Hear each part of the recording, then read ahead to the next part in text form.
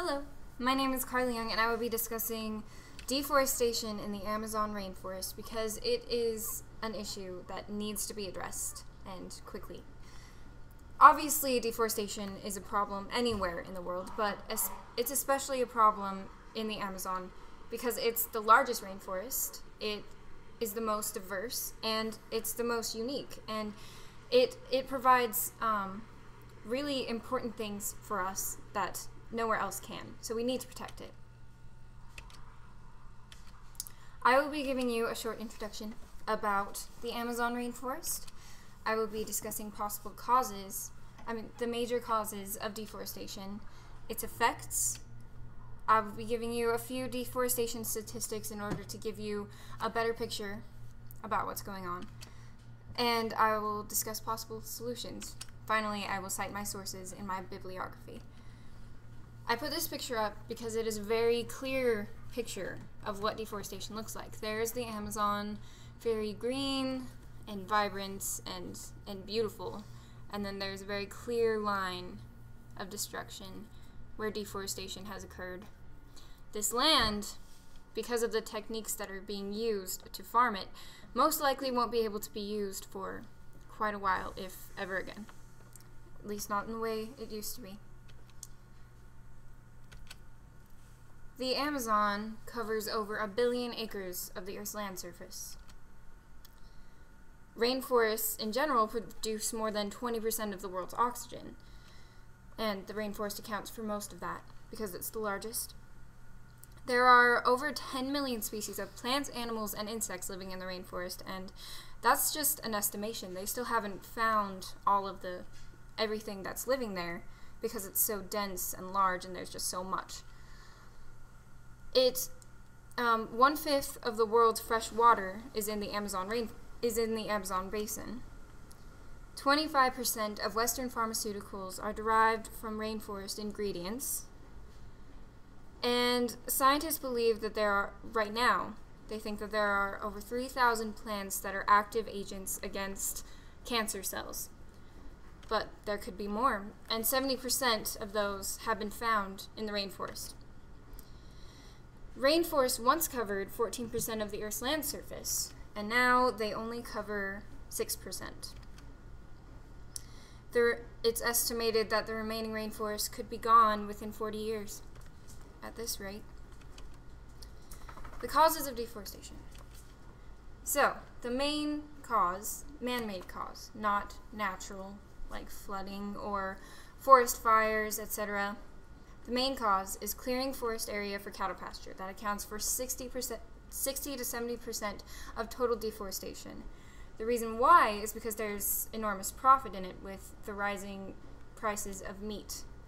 The demand for it worldwide is making it a very profitable business. New farms account for 20%, and since there's such a high poverty rate in Brazil and there's a high demand for soybeans for biofuels, the government is actually paying farmers to create farms down there so that they can help decrease the poverty. Logging only accounts for 3 to 4%, but that's still significant. And then it can be legal and illegal, so it needs to be monitored better, but we'll discuss that later. Infrastructure building is the final cause, and it counts for 3% of deforestation.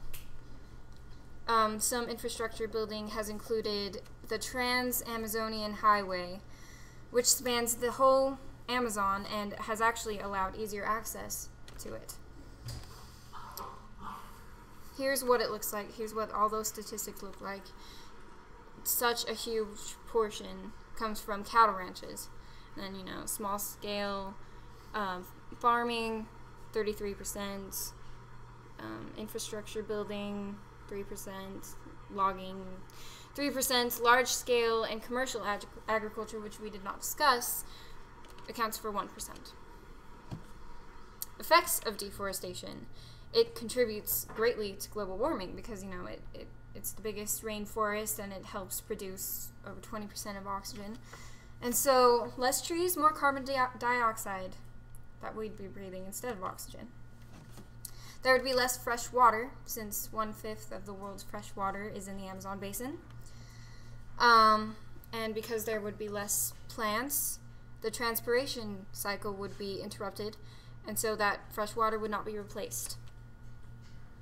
And also the local climate and rain systems would start changing. There would be less soil because tree roots break down rock and create soil. Dead plants and animals in forests also fertilize the soil, and they'd be gone too. So agriculture, which is one of the main causes of deforestation, would take a hit. And it will take a hit in the long run if we keep going like this. There would be soil erosion because there would be less trees to keep the soil in place. So flooding would probably occur from the Amazon rainforest, the Amazon River. And then the destruction of plants and natural animal habitats, and we already discussed how valuable some of those plants can be. Here are some statistics. This is just showing how much has been lost per year, per square mile since 1985 going to 2004. In 1995, the very high year, it was almost up to 12,000 square miles gone. And it's all over the place, so it's totally out of control. It's not monitored, it's not managed. This one is very similar, but it also includes CO2 emissions that are being released as a result of deforestation, and that those CO2 emissions are measured in millions of tons. And so 1,200 million tons almost 1,200 million tons were released in 1995 as a result of massive deforestation that year. And this dark orange represents a high estimate. Possible solutions. It's not completely hopeless. Harvesting those fruits, nuts, oils, and medicinal plants that are so valuable would actually be more profitable than cattle grazing or logging. And so doing it in a controlled, managed manner so that the plants may grow back would bring more profit than all the destruction. Finding ways to recultivate used land would be a very valuable thing to do, because some of the methods that they're using, like slash and burn and stuff, they're just destroying the land, and they're making it so that it can't be used again, or it'll take a really long time until it can be used again. Stricter logging and farming management needs to be put in place by the government. New technologies such that would yield higher crops but in a smaller area should be implemented, and they can be with the new technology. And non-plowing farming, which would help, again, it would help to be able to recultivate the land, and also enriching the soil with new products. Habitat and species rehabilitation. Already, the golden lion tamarin is almost extinct, and so people are working very hard to rehabilitate that so it doesn't disappear completely. Expansion of protected areas. There are protected areas, but they are not, but people can still use them because they're not well monitored or well managed. And so, yes, they need to be better enforced by the government. New conservation policies, this sustainable development. That needs to be the new policy instead of just profit in as short of amount of time as possible, because in the long run that will actually hurt everyone more than help them. And then end subsidies granted to large landowners. The government is, again, they're paying these farmers to create these farms because there's such a high poverty rate and there's such a high demand for meat. And then end subsidies to logging companies.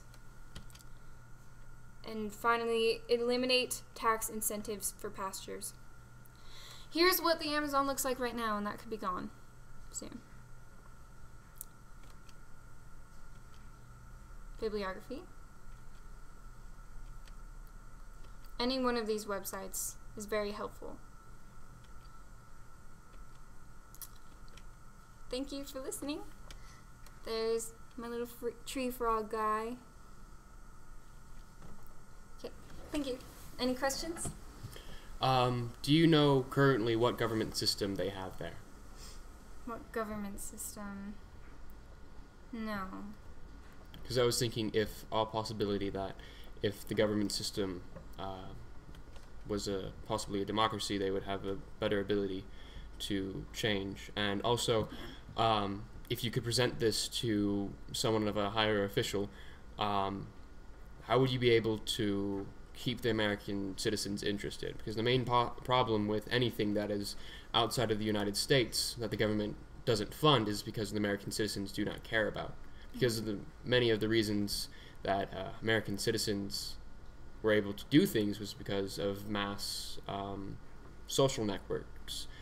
So I was wondering, what other social networks would you be able to put this on to get other people's attention?